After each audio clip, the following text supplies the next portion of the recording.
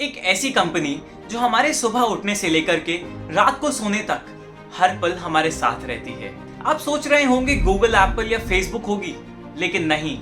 एक ऐसी कंपनी जो इन पे भी कंट्रोल करती है और जो चाहे तो एक इशारे में देश की इकोनॉमी तक पलट सकती है। लेकिन इससे पहले मैं आपको कंपनी के बारे में बताऊं, अगर आपने अभी तक इस चैनल को सब्सक्राइब नहीं किया है तो फटाफट से जाके सब्सक्राइब कर लें ऐसी और इंटरेस्टिंग वीडियोस के लिए।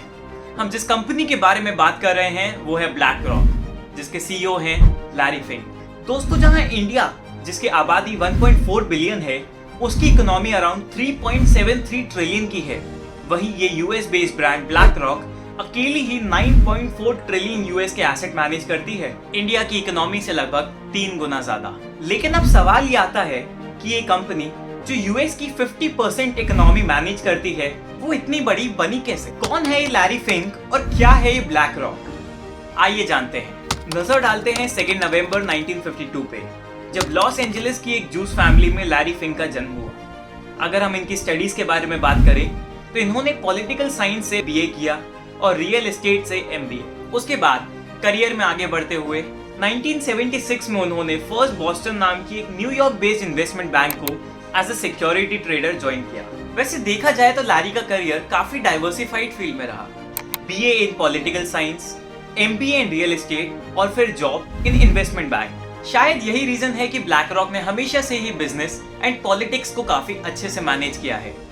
लैरी फर्स्ट बॉस्टन की हिस्ट्री के यंगेस्ट मैनेजिंग डायरेक्टर बनते हैं एंड जिसका रीजन था 8,000 करोड़ रुपए जो लैरी ने कंपनी को सिर्फ 1 साल में कमा के दिए थे। लेकिन जरूरी नहीं कि आप लाइफ में लगातार सक्सेसफुल हो। जहां एक तरफ लैरी को फर्स्ट बॉस्टन का फ्यूचर सीईओ माना जा रहा था, वहीं दूसरी तरफ 1986 में थोड़े से ओवर कॉन्फिडेंस एंड एक गलत इंटरेस्ट प्रेडिक्शन के कारण कंपनी और इन्वेस्टर्स को $100 मिलियन यानी 800 करोड़ रुपए का लॉस सफर करना पड़ता है और यही खत्म होती है लैरी की फर्स्ट बॉस्टन में जर्नी। इस जॉब के छूटने से उदास होने की जगह लैरी इसे एक अपॉर्चुनिटी की तरह लेते हैं कि बहुत हो गई अब दूसरे की कंपनी में नौकरी, अब अपनी एक्सपर्टीज को यूज करके खुद की कंपनी खोलेंगे। अब इन्होंने सोचा कि फंड कहां से लाएं। अब इनके सामने एक काफी बड़ी प्रॉब्लम खड़ी थी, जो थे फंड्स। तो इन्हें मिले मिस्टर स्टीव शॉर्ट्जमैन, जो खुद एक काफी पहुंचे हुए इन्वेस्टमेंट प्रोफेशनल थे।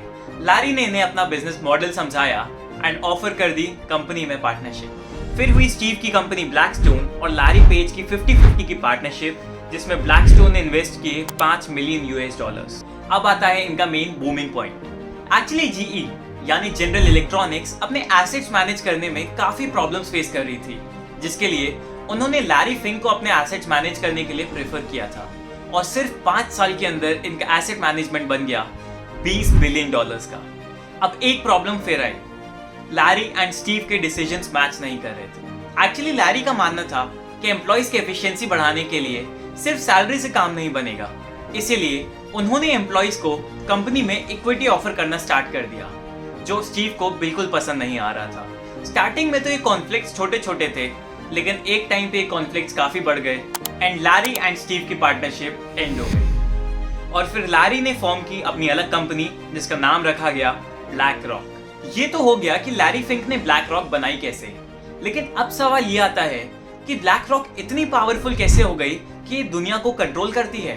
वो इसलिए क्योंकि हमारे सुबह उठने से लेकर रात को सोने तक हम जो भी प्रोडक्ट्स यूज करते हैं उसमें हर कंपनी में ब्लैक रॉक की शेयर होल्डिंग है।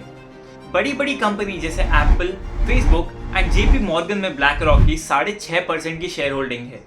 इसके अलावा Microsoft, Amazon, Tesla, visa, Mastercard, Pepsi, Coca Cola और ऐसी कौन सी कंपनी नहीं है जिसमें ब्लैक रॉक की शेयर होल्डिंग ना हो। और यही सब चीजें बना देती हैं ब्लैक रॉक को इतनी powerful. So that's all for the video. अगर आपको ये कंटेंट थोड़ा सा भी इंफॉर्मेटिव लगा हो तो do like and share the video.